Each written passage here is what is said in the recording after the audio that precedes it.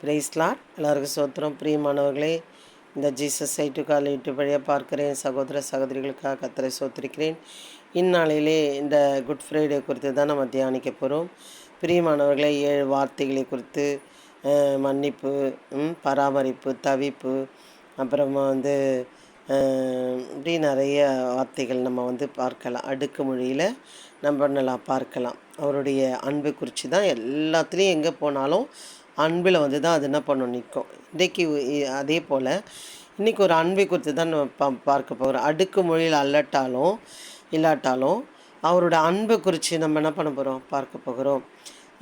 ஒரு மனுஷனும் ஒருவருக்கும் அப்படி ஒரு அன்பு கொடுக்க முடியாத ஒரு அன்பை குறித்து தான் இந்த நாளையில் என்ன பண்ண போகிறோம், பார்க்க போகிறோம். அல்லேலூயா. தேவன் தம்முடைய ஒரே பேரான குமாரனை விசுவாசிக்கிறவன்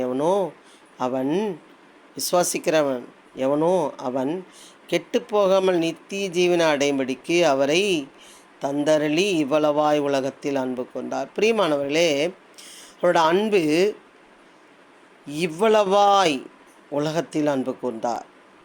நம்ம என்ன சொல்லுவோம், உன் மேலே எவ்வளோ அன்பு வச்சுருக்கேன். வீட்டுக்காரை பார்த்து சொல்லுவோம், கணவர் மனைவி பார்த்து உன் மேலே எவ்வளோ அன்பு வச்சுருக்கேன். பிள்ளைகளை பார்த்து நம்ம சொல்லுவோம், உன் மேலே எவ்வளோ அன்பு வச்சுருக்கேன் அப்படின்னு சொல்லுவோம். அந்த அன்புலாம் ஒன்றுமே இல்லை. அந்த அன்பில் ஒன்றுமே இல்லை, உப்புச்சப்பு இல்லாத அன்பு. பிரியமானவர்கள், அந்த அன்பு உலகத்திலே அழிஞ்சு போயிடும். ஆனால் இவரோட அன்பு எப்படி இல்லை, பரலோகம் வரைக்கும் கொண்டு போகும். பிரியமானவர்களே, அந்த அன்பு எப்படி இருக்குதான், தேவன் தம்முடைய ஒரே பேரான குமாரனை விசுவாசிக்கிறவன் எவனோ அவன் கெட்டு போகாமல் நித்திய ஜீவனை அடையும்படிக்கு அவரை தந்தரளி இவ்வளவாய் உலகத்தில் அன்பு கூர்ந்தார். உலகத்தில் இப்போ நம்ம இந்தியாவில் நம்ம பார்த்தோம்னா 150 கோடி மக்கள். அப்போ உலகம் முழுவதும் பார்த்துக்கங்க, எவளாவது யாராவது தர முடியுமா? ஒரு ஆள் சொல்லுங்கள். பிரியமானவர்களே, அப்போ பாருங்கள், அவரை தந்தரளி இவ்வளவாய் உலகத்துக்கு என்ன பண்ணாரா, அன்பு கொண்டார். உலகத்தை ஆக்கினைக்குள்ளாக தீர்க்கும்படி தேவன் தம்முடைய ஒரே குமாரனை உலகத்தில் அனுப்பாமல், போய் நீதி செஞ்சுட்டு வாப்பா, நியாயம் செஞ்சுட்டு வாப்பா அப்படின்னு சொல்லி அனுப்பாமல், அவராலே உலகம் ரட்சிக்கப்படுவதற்காகவே அவரை அனுப்பினார். என்ன ரட்சிப்பு, யாருக்கு ரட்சிப்பு, எதுக்கு, என்னத்துக்கு அப்படின்னு நிறைய கேள்வி கேட்குறாங்க.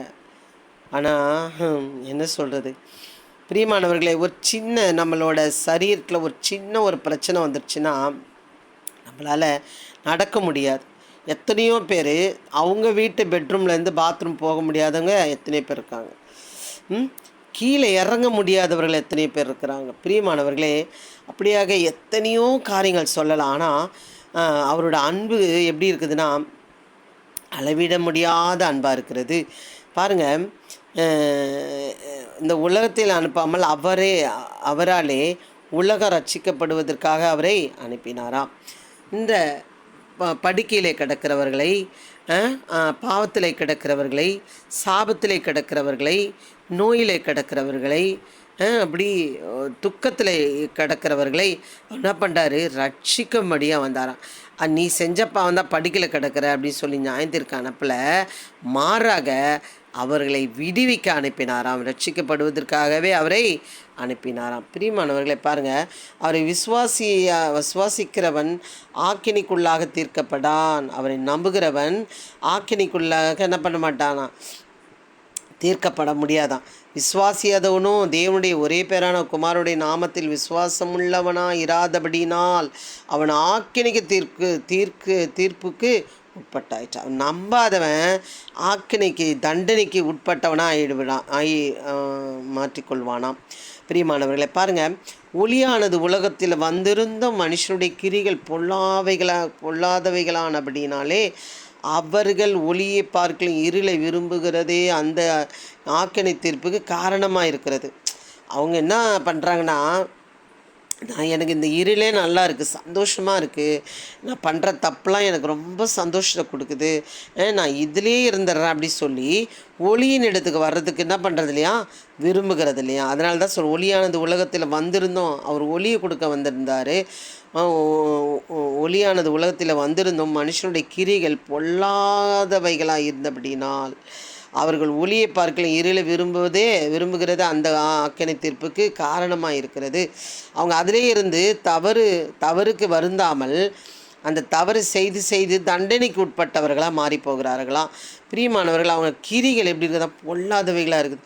இன்றைக்கி யூடியூப் ஓப்பன் பண்ணால் பாவம் கொட்டி கிடக்குது. எதை தான் வீடியோ எடுக்கணுன்றது ஒரு வரமுறை இல்லாமல் என்ன பண்ணுறாங்கன்னா, பாவம் செய்து அனுப்பி அநேக பேரை பாவத்துக்கு உட்பட்டு கொண்டு போகிறவர்களாக இருக்கிறார். அது எங்கே கொண்டு போகும்னா, அது நரகத்துக்கு கொண்டு போகும். அது அப்படியல்ல, அவர் ஒளியாய் வந்தார், உனக்கு ஒளி கொடுக்கும்படி அவர் என்ன பண்ணார், வந்தார். பிரியமானவர்களே பாருங்கள், பொல்லாங்கு செய்கிற எவனும் ஒளியை பகைக்கிறான்.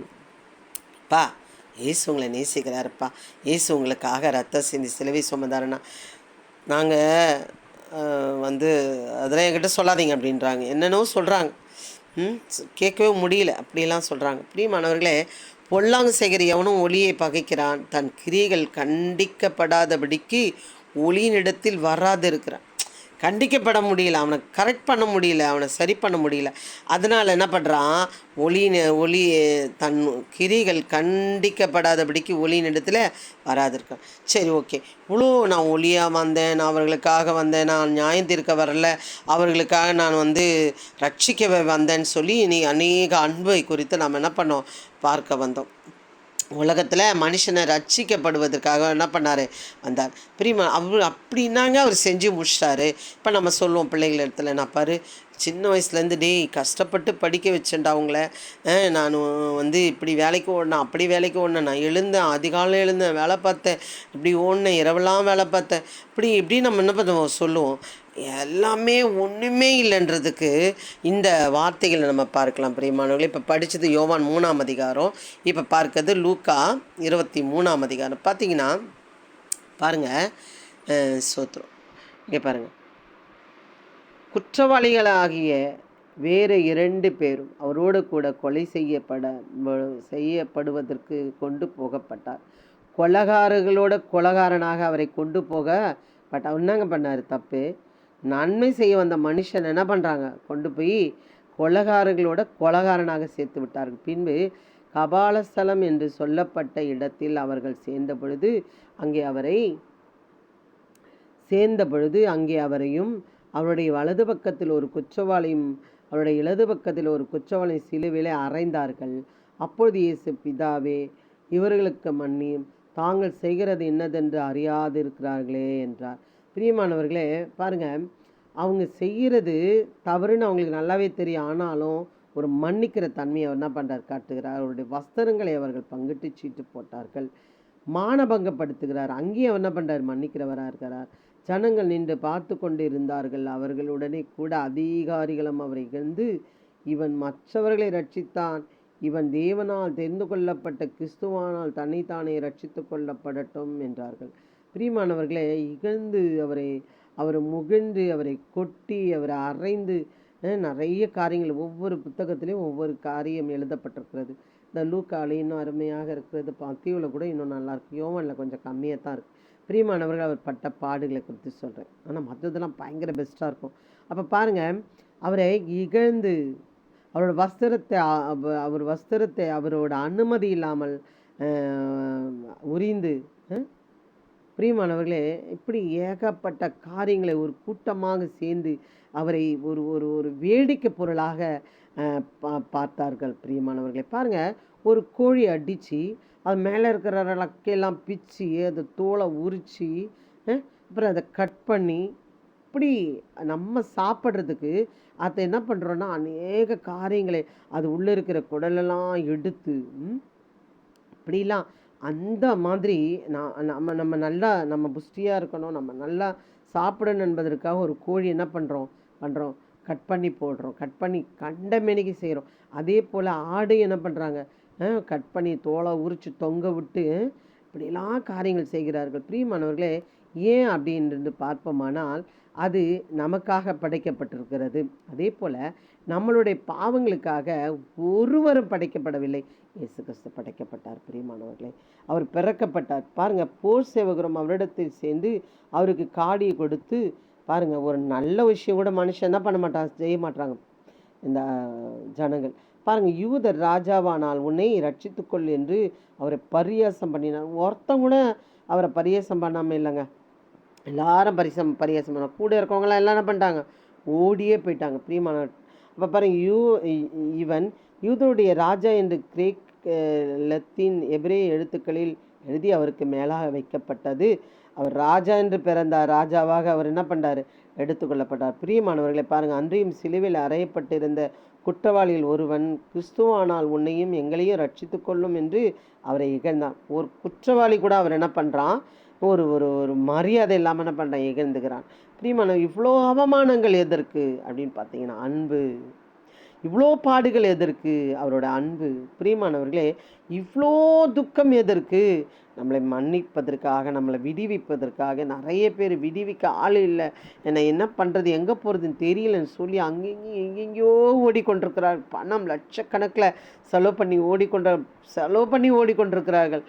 ஃப்ளைட்லேயும் பஸ்லேயும் ட்ரெயின்லேயும் என்ன பண்ணிட்டு ஓடிட்டுருக்கான். ஆனால் இயேசு சொல்லுகிறார், உன் கதவை பூட்டி அந்தரங்கத்திலே நீ ஏறெடுக்கிற ஜபத்தை கேட்டு வெளிரங்கமாக உனக்கு செய்வேன் என்று சொல்லுகிறார். அதற்கு தாங்க இயேசு கிறிஸ்து வந்தார்.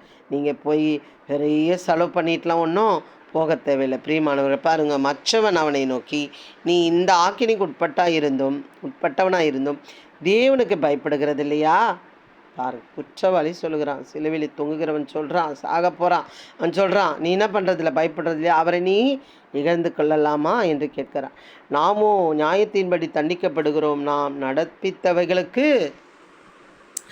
தக்க பலனை அடைகிறோம், இவரோ தகாத ஒன்றின் நடப்பிக்கவில்லையே என்று அவனை கடிந்து கொண்டு. பிரியமானவர்களே பாருங்கள், அந்த குற்றவாளிகள் கூட இருந்தவர்கள் அல்ல. அவருக்கு எந்த ஊர் நாட்டாள்கள்னு எனக்கு தெரியல. ஆனால் பாருங்கள், அவன் ஒரு குற்றவாளி இயேசுக்காக பரிந்து பேசுகிறவனாக இருந்தான். பிரியமானவர்களே, அங்கே என்ன நடக்குதுன்னா, இவை இயேசுவை நோக்கி, ஆண்டவரே, நீர் உம்முடைய ராஜ்யத்தில் வரும்பொழுது அடியேனை நினைத்தருளும் என்றான். இயேசு அவனை நோக்கி, இன்றைக்கு நீ என்னுடையனு கூட பரதீசில் இருப்பாய் என்று மெய்யாக உனக்கு சொல்லுகிறேன் என்றார். பிரியமானவர்களே பாருங்கள், இந்த ரட்சிப்பை இவர்கள் இழந்து விட்டார்கள். ஆனால் மறிக்க வேண்டிய தருவாயில் அவன் பெற்றுக்கொண்டான். நிறைய பேர் படுக்கையில் தாங்க பெற்றுக்கொள்கிறாங்க, மரணத்தில் தான் பெற்றுக்கொள்ளலாம், வியாதியில் தான் பெற்றுக்கொள்கிறாங்க. அதுக்கு முன்னாடி நயமாக கூட்ட யாரும் வர்றதே இல்லை. ஆனால் அவரோட அன்பு எவ்வளோ பெரிய அன்பு, அதெல்லாம் அவர் கொடுத்திருந்தும் பெற்றுக்கொள்ளாமல் சின்னாபனமாகி பறிகொடுத்து அழுது புலம்பி வியாதியில் அடிப்பட்டு செலவு பண்ணி ஒன்றும் இல்லாமல் போன பிறகு தான் ரட்சிப்புகளே ஏகப்பட்ட கூட்டம் வந்திருக்கிறது. பிரியமானவர்களை பாருங்கள், அப்பொழுது ஏறக்குறைய 6 மணி நேரமாக இருந்தது. 9 மணி நேரம் வரைக்கும் பூமி இங்கும் அந்தகாரம் உண்டாயிற்று. சூரியன் இருளடைந்தது. தேவாலயத்தின் சிறைசிலை நடுவிலே 2ஆக பிளந்தது. பிரியமானவர்களே, ஒரு மனிதனுக்குள்ளே இருக்கிற பாவமும், ஒரு மனிதனுக்குள்ளே இருந்த பாவமும் மனிதனும் என்ன பண்ண பிரிக்கப்படுகிறார்கள். அதுதான் 2ஆக கிழிந்தது. இயேசு, பிதாவே, உம்முடைய கையில் என் ஆவியை ஒப்புவிக்கிறேன் என்று மகா சத்தமாய் கூப்பிட்டு சொன்னார். இப்படி சொல்லி ஜீவனை விட்டார். பிரியமானவர்களே, அந்த ஜீவன் பாடுபட்டு அந்த ஜீவன் விட்டது என்று பார்ப்பீர்களானால் பயங்கரமாக மறுபடியும் நீங்கள் வாசிங்க 23 லூக்கா 23 வாசிங்கன்னா அவ்வளோ கஷ்டம். மத்தியில் வாசி பாருங்கள், அவ்வளோ கஷ்டம். யோவானில் பாருங்கள், இந்த லூக்காவில் இதில் ஒரு இடத்துல நம்ம பார்த்தோமானால் அவருடைய ஜெபம் பண்ணும்போது அவருடைய வேர்வை இரத்த துளிகளாக விழுந்துதான். பிரியமானவர்களே பாருங்கள், அப்போ 100க்கு அதிபதி சம்பவித்ததை கண்டு மெய்யாகவே இந்த மனுஷன் நீதிபரனாக இருந்தான் என்று சொல்லி தேவனை மகிமைப்படுத்தினான். பிரியமானவர்களே, இப்படி அநேக ஜனங்கள் ஒரு குற்றம் செய்த பிறகு, பாவம் செய்த பிறகு, அநியாயம் செய்த பிறகு, அறிந்த பின்பு அவரை இன்னார் என்று அறிந்து கொண்டு அவரை மகிமைப்படுத்துகிறார்கள். பிரியமானவர்களே, இது நிறைய இடங்களில் இன்ன வரைக்கும் சம்பவித்து கொண்டே இருக்கிறது. பெற்றுக்கொண்டவர்கள் மறுதளிக்கிறார்கள். அவரோட நன்மை என்ன செய்தார் என்று தெரியாமல் மறுதளிக்கிறார்கள். செய்திருக்கிற இவ்வளோ பெரிய ஆச்சரியமானது செய்திருக்கிறார் என்று தெரியாமல் மறுதளிக்கிறார்கள். பிரியமானவர்களே, அவரோட அன்புக்கு நிகரான அன்பு வேறு எதுவுமே இல்லை. பிரியமானவர், இந்த உலகத்திலே இவ்வளவாய் தந்தருளி, இவ்வளவாய் இந்த உலகத்திலே அன்பு கூர்ந்தாராம். ஒரே பேரான குமாரனை கொடுத்து இந்த உலகத்திலே அன்பு கூர்ந்து இவ்வளவாய் உலகத்திலே அன்பு கூர்ந்தாராம். பிரியமானவர்களே, அது இவ்வளவான பெரிய அளவில் கிழக்குக்கு மேற்குக்கு வடக்குக்கு தெற்குக்கு எவ்வளோ தூரம் இருக்கோ அவ்வளோ தூரம் உள்ள அன்பாக இருக்கிறதாம். அந்த அன்பை பெறாத இருப்பீர்களானால் பிரியமானவர்கள், இந்த நாளை அனுகிரக நாள், இந்த நாளில் ரட்சினி நாள், இந்த நாளை நீங்கள் விட்டு விடுவீர்களானால் கண்டிப்பாக நான் சொல்லுகிறேன், அப்படியாப்பட்ட ஒரு ஒரு ஒரு செய்த அன்புக்கு நீங்கள் பாத்திரனா இல்லாமல் பரிதபிக்கிறவர்களாக மாறிப்போவீர்கள். அவர் அதற்காக வரவில்லை, பரிதபிக்க விட வேண்டும் என்பதற்காக வரவில்லை, மாறாக பரலோக ராஜ்யத்துக்கு கொண்டு போவதற்காக இவ்வளோ அவமானங்கள், பாடுகள், துன்பம், துக்கத்தை அனுபவித்து சிலுவை சுமந்து உங்களுக்காக ஜீவனை விட்டார். பிரியமானவர்களே, சிலுவையில் சிந்தப்பட்ட கல்வாரி ரத்தம் இன்ற வரைக்கும் உங்களுக்காக காத்து கொண்டிருக்கிறது. வருவீர்களானால் பெற்றுக்கொள்ளுங்கள். பெற்றுக்கொண்டவர்கள் சாட்சி சொல்லுங்கள். சாட்சி சொன்னவர்கள் மற்றவர்களுக்கு நீங்கள் ஆயத்தப்படுத்துங்கள். கர்த்தர் உங்களை ஆசீர்வதிப்பாராக. ஆமென். God bless you. ஆமென். அல்லேலூயா.